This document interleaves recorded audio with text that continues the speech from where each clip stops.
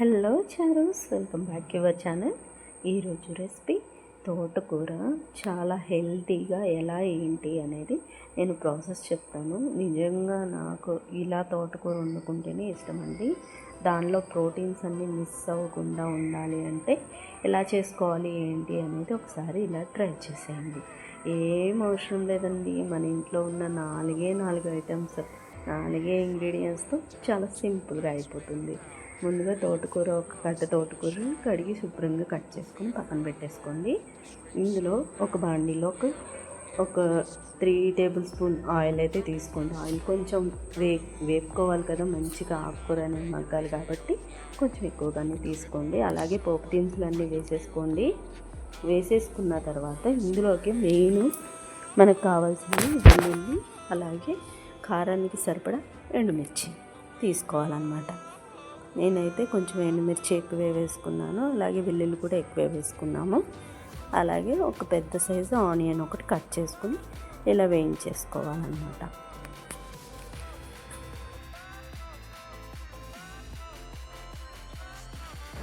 అలాగే శుభ్రంగా కడిగి పెట్టుకున్న తోటకూర అనేది ఇందులో యాడ్ చేసేసుకోవాలి.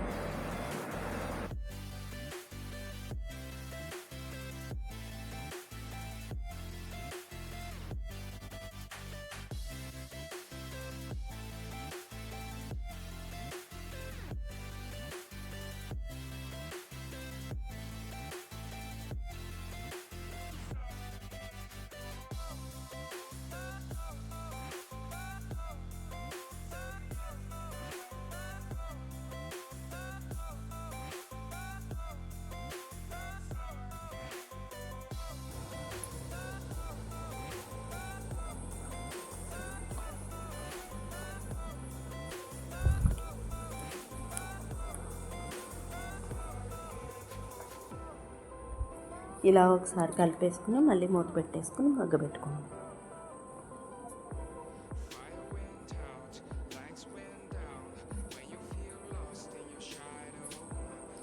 దీనిలోకి సరిపడా సాల్ట్ అనేది యాడ్ చేసుకోవాలి.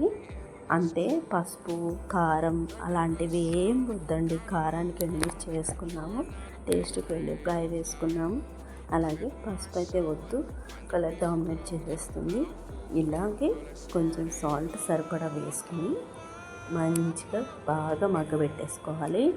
ఇది కనుక బాలింతలు కానీ ఎవరైనా సరే, అంటే పత్యం చేస్తారు కదా, ఇలా చేసే వాళ్ళు ఎవరైనా సరే బాలింతలకు పెడితే ఇంకా చాలా మంచిదండి. వెల్లుల్లిపాయ కానీ ఇలా పచ్చి ఆకుకూరలు కానీ వాళ్ళకి చాలా హెల్తీగా పాలు మంచిగా పడతాయి అన్నమాట. ఒకసారి ఇలా ట్రై చేయండి. చాలా బాగుంటుంది. నాకైతే చాలా ఇష్టం తోటకూర ఇలా చేసుకుని తినడం అంటేనే.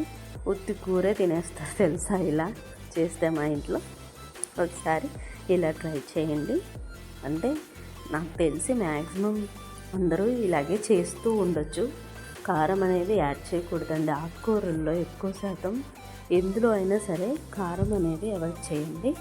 ఎందుకంటే ప్రోటీన్స్ అన్నీ దెబ్బతింటాయి కారం ఇస్తాయి కదా. ఒకసారి హెల్తీగా ఇలా వండుకొని మీకు ఎలా వచ్చిందో నాకు కామెంట్ చేయండి. అలాగే మా ఛానల్ని కొంచెం ఫాలో అయ్యి సబ్స్క్రైబ్ చేసుకోండి.